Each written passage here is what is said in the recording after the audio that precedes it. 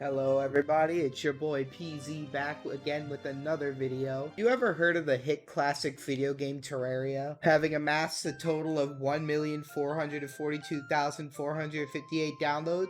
Yeah, that Terraria. I mean, that is the reason you clicked on this video, right?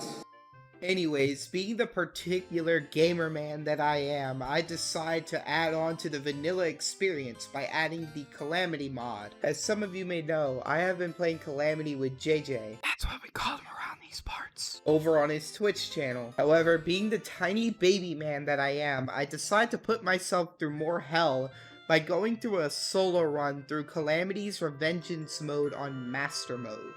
Will I be able to beat Calamity on my own, or will I succumb to my own desires and bash my own head in with a metallic bat? Find out now.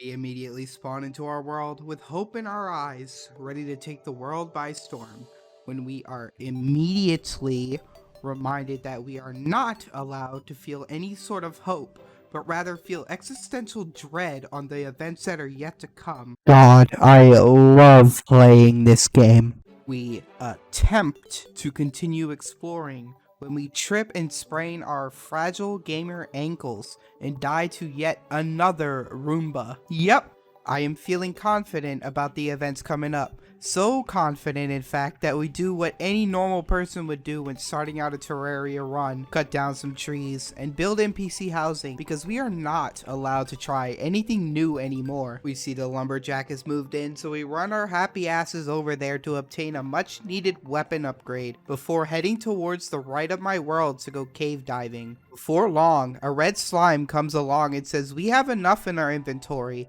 and it's becoming nighttime, and sends us on our merry way. Thank you. Thank you very much. Eventually, we are able to squeak out some mixed match armor. We look as if we literally reached into the closet and pulled out 3 pieces of clothing, but this will have to do for now until we can get full wolfram armor. By golly god, I will not be having myself disemboweled by another slime, damn it. We charge back into the cave, and immediately the Calamity gods bless me with a golden chest that contains a fragile, yet useful magic mirror. This is definitely a massive dub in my eyes. Lo and behold, we walk a few more feet and we find a cloud in a bottle, which allows us to double jump. However, this item got me thinking, how in the ever-loving blue fuck do you stuff a cloud into a bottle? Why is it underground for that matter? We ask ourselves these questions, and more, as we continue to raid the underground.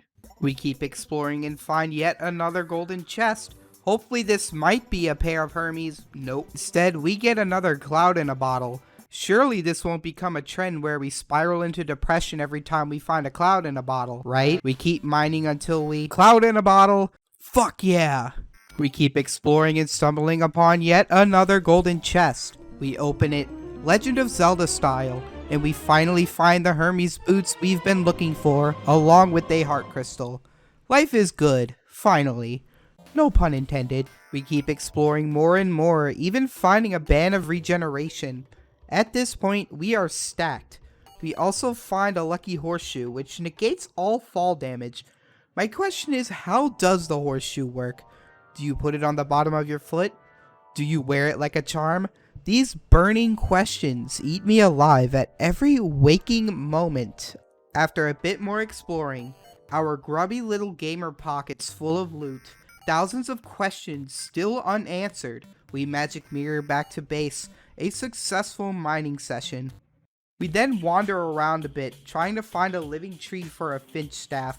We explore both left and right, and did not find a single fucking giant tree in existence. I am currently coping beyond all comprehension, seething so hard with rage that smoke is coming off my head like in those cartoon scenes. I am livid. However, we take our anger out on fishing for some wooden crates. A mod that I have allows for the creation of some items if you have crates. So I took advantage of this. I caught 3 wooden crates and crafted the finch staff, my first summon weapon. We then head to the jungle to grind some cash money moolah and grab the ingredients for the snapthorn whip. Before long, I see the zoologist move in, the great big furry. We magic mirror back home and buy the leather whip. Then head back to the jungle where we continue to grind for stingers, die, respawn, go back to the jungle, grind, die, respawn, and realize we have enough ingredients to whip ourselves up a nice snapthorn whip, increasing our damage output from 14 to a whopping, ground-shaking 19. We then chug a gravitation potion like a chug jug in Fortnite and take to the skies to look for floating islands.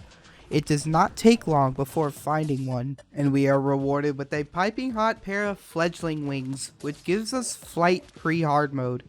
We take to the skies again, fledgling wings again.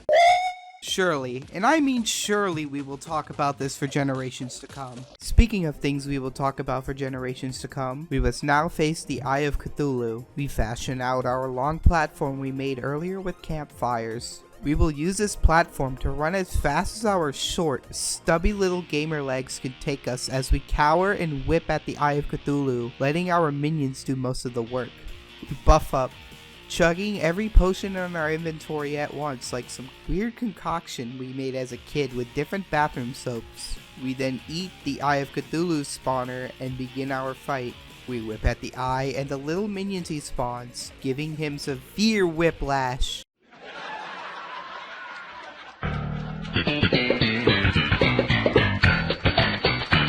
I deserve the death penalty for that joke. We whittle down the giant floating death eyeball down to his second phase where he shows us his plaque-infested teeth. We tell him to brush his teeth and even offer him some gum, but he gets angry and begins to bull rush us for telling him the truth. We are not having it, and we whip at that charging eyeball until we score a gamer victory. Now that we have defeated the Eye of Cthulhu, we set our eyes on the next boss on the hit list, the Desert Scourge. Desert Scourge is a giant desert worm that could probably get us on the front of some R34 website if we dare to die. We loathe this idea and set off for the underground desert to craft the summon needed to fight the Desert Scourge. We then head back to the surface where we flatten out the desert and create a 2-platform arena, then butt chug our potions. We summon up Desert Scourge and our fight begins. 3 worms constantly charge us. We dip, whip, and dodge in order not to be wormed and added to some freaky Rule 34 tag. Again, we loathe this idea. We take our anger out on the biggest of the 3, the Desert Scourge itself, until we score yet another epic gamer victory. However, our adventure isn't over because we still have 2 more bosses on our list for this part. And baby, we are on a roll. We have a god complex the size of the Empire State Building, and baby, it's about to come crumbling down like a domino. After the Desert Scourge fight, we decide to take it easy a bit and go do a bit of cave diving. We gather up various ores, tons of platinum and stuff to sell for that sweet, succulent cash money moolah. We hit up our nearest Crimson Altar and craft ourselves up the King Slime spawner.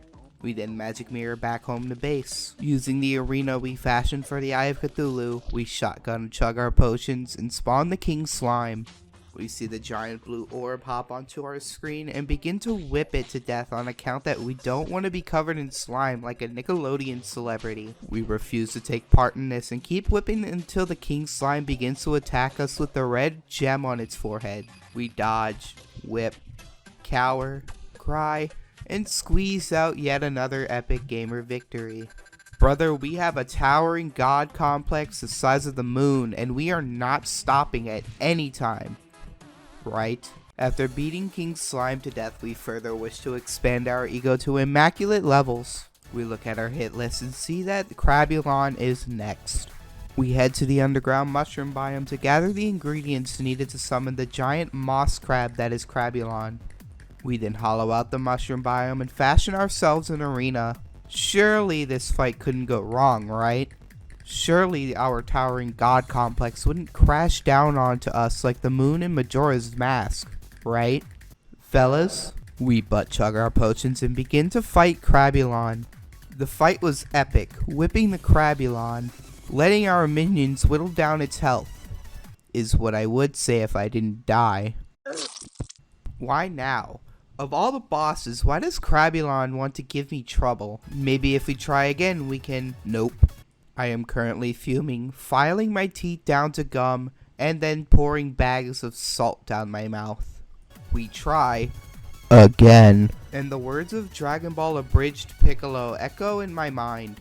Maybe face tanking a giant crab isn't such a good idea, and dodging is the way to go. We get somewhat close, but die yet again. We try again. Surprise! We die! Is there anything I can do right at all? Die, die, die, die. Is that all we can do? No. We decide to do more preparations and head down to the underground mushroom biome yet again. We butt chug our potions one last time and summon Crabulon up for the fight of the century. We are fighting in a boxing ring, fists up. When Crabulon fires his little spores, we dodge faster than when our fathers left for milk. When he starts attempting to crush us, we psych him out and roll out from underneath him, still whipping the giant crab. Finally, we can feel our god complex coming back ever so slowly after watching this pain in the ass of a crab explode into hundreds of pieces. After beating Crabulon, I think that about wraps it up for this video. Thank you very much for watching. If you enjoy my content and want to see even more, drop this video a like and share it with a friend, and consider subscribing to this channel. It's free, and you can always change your mind later. Also, don't forget to join my Discord, where I usually chat with members of my community. Also, I want to thank everyone for 100 and 200 subscribers. I am thinking of doing a special, but I don't exactly know what to do, so if you have a suggestion, please leave it in the comments below. Anyways, thank you all for watching, and good night.